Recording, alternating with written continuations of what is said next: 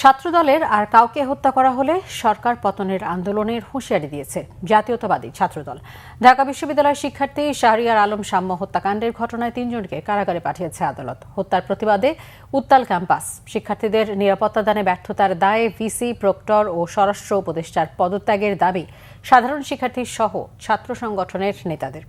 7 সদস্যের তদন্ত কমিটি গঠন করেছে বিশ্ববিদ্যালয় প্রশাসন। শোক জানিয়ে আগামীকাল অর্ধদিবস বন্ধ থাকবে বিশ্ববিদ্যালয়। রিপোর্ট ফরুক বাবর। ঢাকা বিশ্ববিদ্যালয়ের শিক্ষার্থী শাহরিয়ার আলম সাম্য হত্যাকাণ্ডের ঘটনায় ক্ষোভে ফুঁসছে ঢাবি ক্যাম্পাস।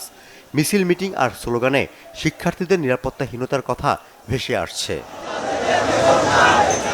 ছাত্রদলের সাহিত্য প্রকাশনা বিষয়ক সম্পাদক তার নিজ ক্যাম্পাসে হত্যাকাণ্ডের শিকার হয়েছে। এটা অবশ্যই আমরা বিশ্ববিদ্যালয় প্রশাসনের ব্যর্থতা বলবো। যে নিরাপত্তার যে ঘাটতি আছে সেটা আমরা সেই 5 তারিখ থেকে দেখতেছি।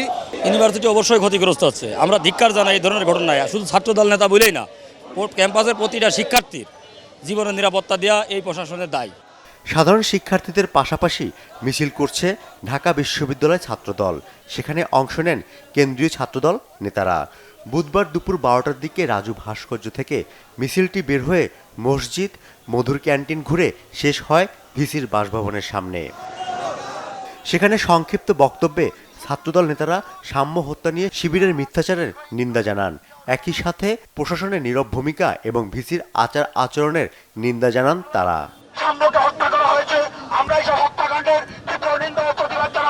এ সময় ছাত্রদল সভাপতি বিভিন্ন ক্যাম্পাসে সংগঠনের নেতাকর্মীদের উপর হামলার ঘটনার বর্ণনা দিয়ে সরকারের ব্যর্থতার দিক তুলে ধরেন।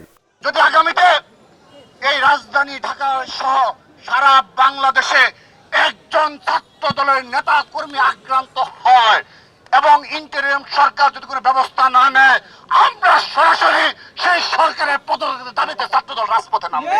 গণ অভ্যুত্থান পরবর্তী সময়ে যে প্রশাসন ঢাকা বিশ্ববিদ্যালয়ের দায়িত্ব নিয়েছে, সেই প্রশাসন ঢাকা বিশ্ববিদ্যালয়ের সাধারণ শিক্ষার্থীদের নিরাপত্তা দিতে চরমভাবে ব্যর্থ হয়েছে।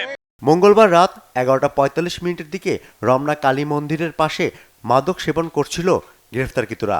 সে সময় উদ্যানের ভেতর থেকে মোটরসাইকেলের হেডলাইট জ্বালিয়ে ক্যাম্পাসে ফিরছিল সাম্যসহ 2 জন। হেডলাইটের আলো মাদক সেবীদের চোখে লাগায় কথা কাটাকাটির এক পর্যায়ে ছুরিকাঘাতে হত্যা করে সাম্যকে। গাঁজা খাওয়ার জন্য নাকি ওখানে গেছে। এদের সাথে যে ঘটনাগুলো ঘটলো, এখন এদের যে পরিচয়, এরা 3 জনই হচ্ছে মাদারীপুর বাড়ি, এরা একই সাথে থাকে এবং এরা যতটুকু শুনছি 2 জন বলছে যে ওরা 2 জন ওইদিকে ওই লুঙ্গির যে হকারি, যেটা লুঙ্গি বিয়ে করে যে হকারি কইরা এই রকম। হত্যার ঘটনার পরপরই রাজধানীর বিভিন্ন স্থানে অভিযানের নামে পুলিশ। সাম্য হত্যায় জড়িত 2 জনকে রাজধানীর রাজাবাজার এবং 1 জনকে পান্থপথের একটি হাসপাতাল থেকে গ্রেফতার করে গোয়েন্দা পুলিশ। পুলিশ জানায় আসামি তামিম, মল্লিক এবং পলাশ একই সাথে থাকেন। তারা পেশায় হকার। মাদক সেবনের জন্য গিয়েছিল ঘটনাস্থলে। আমরা ঘটনার প্রকৃত কারণ তদন্ত করে দেখছি, কখন কিসের প্রেক্ষিতে কিভাবে এই ঘটনার উদ্বেগ হলো এবং যারা ঘটনায় জড়িত ছিল তাদের পূর্বাপর পরিচয় কি সে ব্যাপারে বিস্তারিত তদন্ত অব্যাহত রয়েছে। এদিকে জোহরের নামাজের পর ঢাকা বিশ্ববিদ্যালয়ের কেন্দ্রীয় মসজিদে সাম্যের নামাজে জানাজা সম্পন্ন হয়। বিশ্ববিদ্যালয়ের বিভিন্ন বিভাগের শিক্ষার্থী সহ শিক্ষকরা সেখানে অংশ নেন। বিভিন্ন রাজনৈতিক দলের নেতারা বিশ্ববিদ্যালয়ের প্রশাসনের উদাসীনতাকে দায়ী করছেন। সাম্য তো আমরা সবসময় দেখেছি, সে আমাদের ক্যাম্পাসে তো কিছু স্টুডেন্টরা সবসময় মাঠে থাকতো, আন্দোলন করতো, সামনে ফ্রন্ট লাইনে কথা বলতো। সাম্য কিন্তু সেই স্টুডেন্টগুলোর মধ্যে একজন ছিল।